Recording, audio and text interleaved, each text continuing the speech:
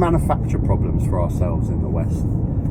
Our problems are small boats, people coming over in small boats, or what bathroom certain citizens can or can't use, or what ethnicity of a certain actress is playing the latest Disney character. You know, these are real problems that people manufacture for themselves, that people get concerned about. Imagine talking to people in developing countries about this.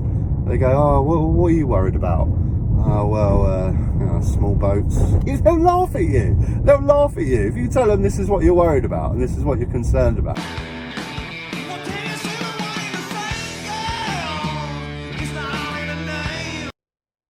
It's red, mate. What are you doing? It's red. It's red. Do you want to back up, or are you going to... I don't know. Anyway, welcome. Welcome. I'm back in the UK. Welcome. Come and join me as I drive back to Brighton from Eastbourne here. Those of you may know, I've been on a little bit of a hiatus over the last 3-4 weeks. I like to do this every year. Every year, I like to just take a break from politics, from social media, from all the corrupting natures of modern Western society, and just clear my brain, delete all the apps, and just have a 3-4 week break. Last year I stayed at home, I fixed up the garden. This year I went on a little bit of an epic tour around the Philippines with Mrs. Vanman. If you want to check out what we got up to, I'll put my links down below for Instagram and TikTok. I've got loads of videos, loads of photos on there. I got tattooed by a lady in the mountain provinces that's 107 years old. If you want to check that out, you can go check the links down below. But yeah, I employ anyone to do the same. I always encourage people to do the same. Like I say, you don't have to go anywhere. Last year I stayed at home, but just take a break, just reset, take a break from social media, from politics. 3-4 weeks I always find is a decent amount of time, because it's not too long that you're just, you know, lost from the modern world. But it's a decent amount of time that you do actually manage to reset and just take a break. But yeah, check out down below if you want to see what I got up to. But I have no idea what's been going on in UK politics. I know there was a local election recently. I didn't vote, I was away, but there was no local elections in Brighton anyway. We do them every 4 years. There was a police commissioner one, I think. But yeah, I know the Tories got trounced. I mean, that's not really news, is it? That was obvious that was going to happen. But yeah, I have no idea on politics at the moment. So my video today, what I have been doing is I've spent the last 3-4 weeks in a so-called developing country, a third world country, if you like. So what I'd like to talk about today is I'd like to do some compare the sort of poverty that we're seeing in the UK. Are we heading for the sort of levels that I've just witnessed in a third world country? I also want to touch on the topic, the age-old conversation that people always bring up. Are people in developing countries happier than we are in the West? We hear this quite a lot, don't we? And there's some interesting conversations to be had there, so I want to touch on that. But yeah, poverty. Now, first of all, I just want to start with the fact that I absolutely adore the Philippines. I love the Philippines. It's my favourite country I've ever visited. I've been lucky enough to visit quite a few countries around the world. I may be biased because my wife is from there, but I love the Philippines. Before I start delving into a lot of its problems, I just want to talk about how amazing the country is. The people overall, the people are the most friendliest you will ever meet around the world, the most hospitable. They love tourists, they love engaging with you, they want to talk to you, they want to know where you've come from, and they are the nicest, most hospitable people I've ever met in any country I've ever visited. The country itself is beautiful. The tropical islands, the beaches, the rice terraces, it's an incredible country to go and visit. It kind of always gets dwarfed by its high tourist neighbour, Thailand, which is a shame, really. And I think the reason for that is what I'm about to talk about, really, is it is classed as like a third world country, a developing country. It has a lot of problems, it has a lot of poverty. And I think that's what sometimes puts people off from visiting the Philippines. They'd rather go to Thailand and go to Bangkok, and anyone that's been to Bangkok knows what I'm talking about. Disgusting hole of perverted men. Anyway, that's another topic for another day. But yeah, it's a great country. So before I start delving into its problems, I just want to reiterate that I love the country, and I implore anyone to go and visit. I really do. But yeah, I want to talk about, we've seen so much increase in poverty in the UK over the last 13 years, over the last 14 years of Tory austerity. The country has flipped round. The levels of child poverty, food bank usages, homelessness, people being turfed out of their rented accommodation, the price of rented accommodation, all these factors are slowly making this country poorer and increasing the levels of poverty. And then, are we heading to the sort of same levels that we see in a developing country? The short answer is right now, no. Luckily enough, still in the UK, still we can hang on to the fact that all citizens have access to free healthcare. We can still hang on to that.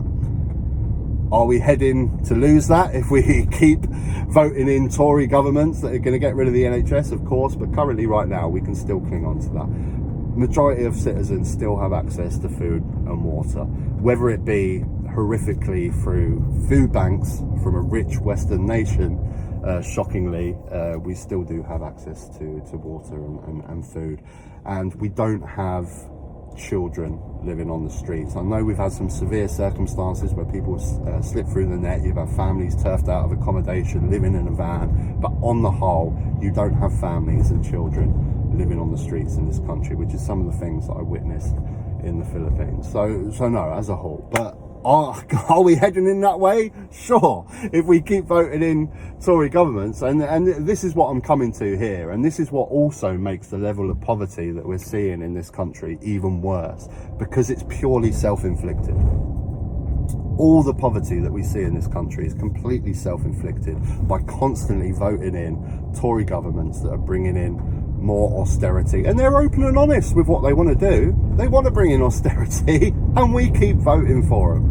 And then when we do start seeing the problems that Tory austerity brings and the poverty that it brings, we get suckered in by the media, and we blame immigrants. We blame people that are coming over in small boats. We blame the EU, Brexit. It's the EU's fault that we're in poverty.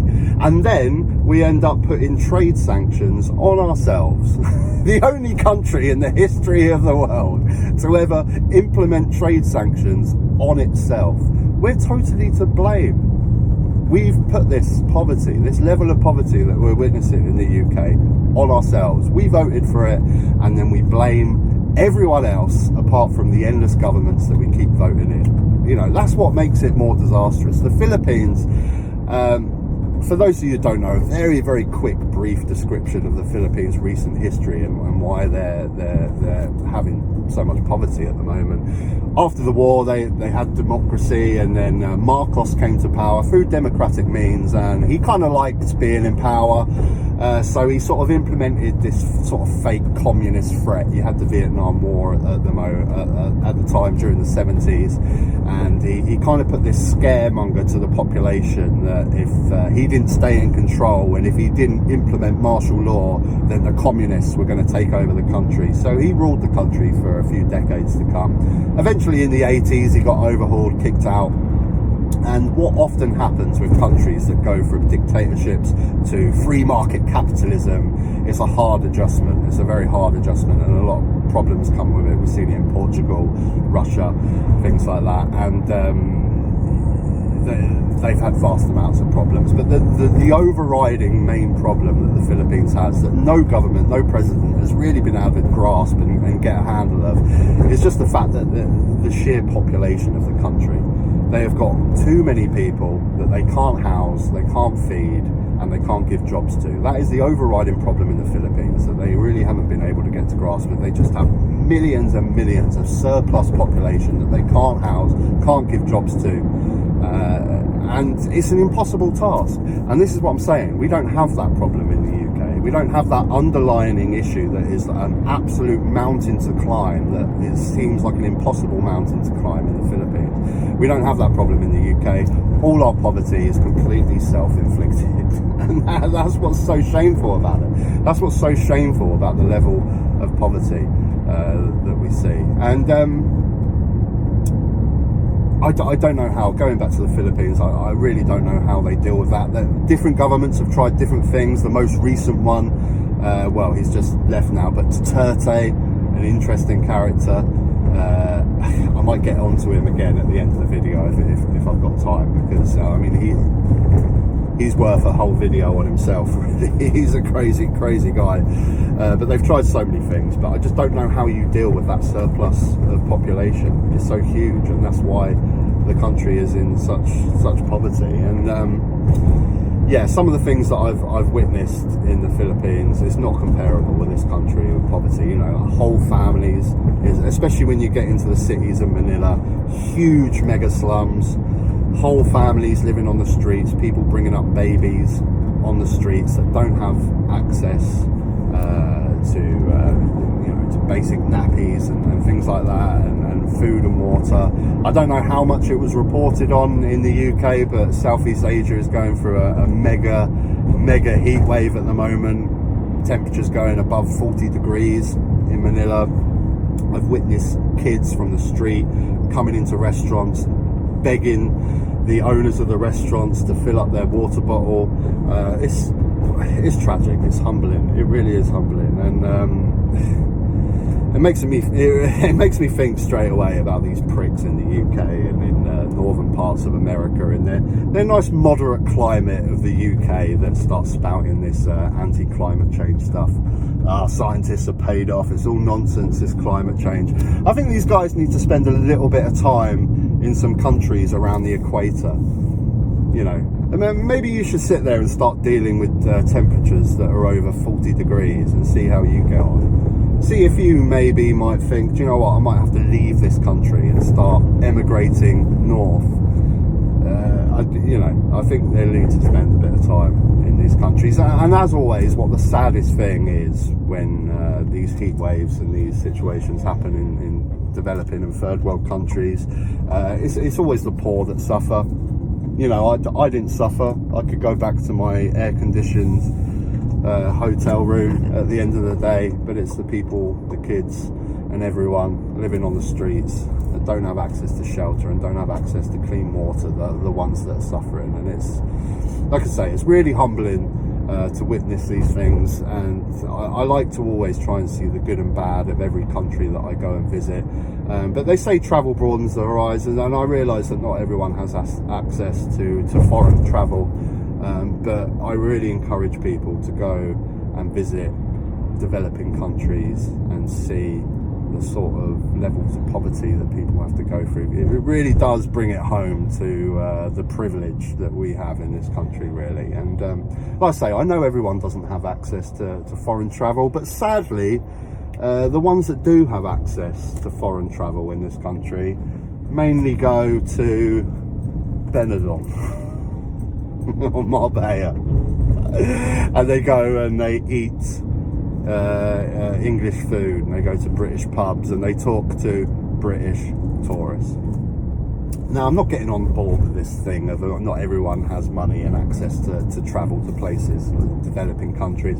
If you've got money to go to Benidorm, you've got money to even just go get a ticket, go to a small Spanish town, or even one of the cities, Seville. Go to Seville and just witness how other people live. This is what we don't do enough of in this country. When we do have access to travel abroad, we go to Benidorm, or even if we've got a little bit more money, we go to Orlando and we go to Disneyland. Now, I don't want to stop people from having fun. I mean, obviously, I've been to Disneyland. It's incredible. It's great fun. People have a great time when they go to Benidorm. They go, they drink, they get away from the stresses of life. Who am I to deny people from trying to get away from the stresses of life? But I really think it's not travel. It's not travel. And I think it really benefits everyone to really just see how other people live.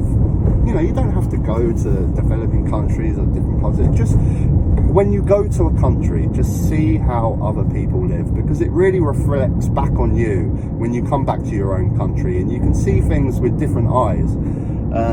Half the problems we have of voting in endless governments that want to do us harm is because people don't broaden their horizons. They don't look at how other countries work. They're just so singular in the vision for the UK. That's a big pothole. Hey! I just saw that car swerve then to avoid that pothole. On the topic of potholes, I did not see a single pothole in the Philippines. For what is a supposed developing country, no potholes. But anyway, back to what I was talking about, foreign travel. Yeah, just see how other people live. Please do. Now, the second part of what I wanted to talk about is, are people happier in developing countries? You know, we hear this conversation point quite a lot, don't we?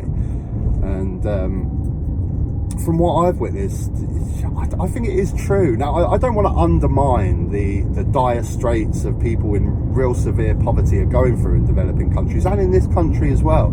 In this country, if you're spending every hour of the day trying to work a mind-sapping job to just put food on the table, you know, it's horrific. And people in developing countries, like I say, the examples that I've given of kids in permanent search for clean water, you know, it's in dire straits.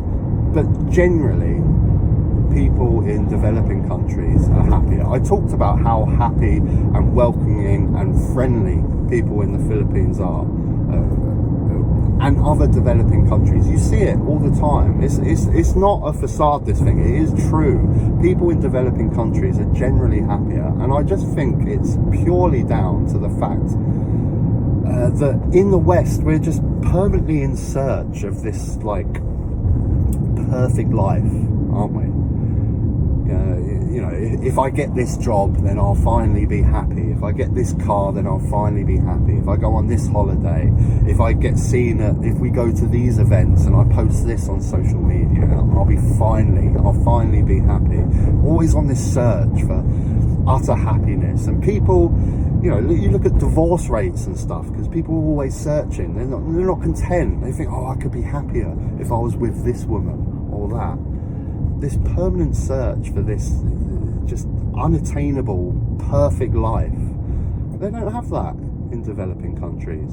They're just happy with contentment. If they've got food on the table, they've got shelter, and most importantly, which we really do lack in the West, is a community. People around you that you love and you care about, friends and family. They just want an average life. That's why they're happier, because it's attainable. Their happiness is attainable. They got food, they got shelter, they got a community around them that's helping everyone out. They work, at the end of the day, they've got people around them they can talk to, friends, family, people they care about and love. That's completely attainable. In the West, we're after something that's just not attainable, this perfect life that doesn't exist. And we also manufacture problems for ourselves. Generally, people are comfortable. You know, they don't really have severe problems. You know, people in developing countries, they're struggling to put food on the table, but they have people around them to help. They have a community. We don't have dire problems like that. So we manufacture problems for ourselves in the West. Our problems are small boats. People coming over in small boats, or what bathroom certain citizens can or can't use, or what ethnicity of a certain actress is playing the latest Disney character. You know, these are real problems that people manufacture for themselves, that people get concerned about. Imagine talking to people in developing countries about this. They go, oh, what are you worried about? Oh, well, you know, small boats. I'm not too happy about certain people using certain bathrooms. Oh, what, really? I'm just concerned about whether I've got some food for today. Not really. They'll laugh at you. They'll laugh at you if you tell them this is what you're worried about and this is what you're concerned about. And this is generally why I think people are happier in developing countries. Like I say, I really don't want to undermine the sort of levels of dire straits that people go through in developing countries of trying to find their basic needs. You know, that people are struggling, but that's it. Their basic needs is what they're striving for. We're never happy. We're on an endless quest in the West for this perfect life, and people are so unhappy. And the number one thing is the lack of community in the West. just, you know, people avoid their neighbours, actively avoid their neighbours for human, even in the shops now, we do self-service checkout. We want to limit our engagement with people as much as possible. It's so sad. I don't know how you change that, I really don't, but it is very, very, very sad. And you know, I this is what I enjoy the most about visiting countries like the Philippines and the developing world. I love going back to basics like that. You know, I spent some time in the mountain province, and it is just, you know, that's their day. They work the rice fields, they come back at the end of the day, they enjoy the hospitality of their friends and family, and they're happy and they're content. And you know, I guess this is really what my politics are about. And a lot of you guys that watch my videos, that share my views with politics, this is all we really want, really. I don't care about small boats, I don't care about which bathroom you use, I don't care about any of that stuff. All I want is a basic life accessible to every citizen in this country. Because do you know what? A basic life is pretty good. Pretty good. If you can have a job that's not mind-sappingly, that's not taking every single ounce of energy out of you every single day, if you can have a decent job, food on the table, shelter, and friends and family around you, then, you know, that's a pretty good life. That's a pretty good life, and I just wish that was attainable for every single citizen in this country, but it's not. I mean, we're living through unnecessary poverty in this country, which is completely self-inflicted, which is such a disgrace. And, you know, that is my politics in a nutshell. I just want an average life attainable to every citizen. Because that is true happiness. It really is true happiness. We haven't evolved for this perfect quest, this quest for a perfect life from cavemen. We haven't evolved to have to care about what events we're seen at and what's posted on social media, what car we have, or what job we have, or any of these things. We've evolved to want the basics in life, and that's what makes us happy. Friends, community, loved ones, food and shelter and clean water. When those are attainable, when those are, we have access to those, that's what pure happiness is. I think I'll end the video there. I'm sorry if I've turned into like some raging hippie since I've just spent a couple of weeks in the Philippines. But it's my true feelings. It really is my true feelings. I just want that attainable for everyone in life, and I think that's what you guys want as well that share my politics. Now, if you enjoyed the video, click a like. If you haven't subscribed, you can subscribe up top. I'll put another video up there, you can check that out as well. Thanks to those that watched my videos while I was away. I really enjoyed making the sort of alternate history video. Let me know if you enjoyed that. I'll pop it up here actually. I've done what would have happened if we got a PR voting system back in 2011. If you guys enjoy it, I might do a few more of those videos. I enjoy making those. Till next time, take care.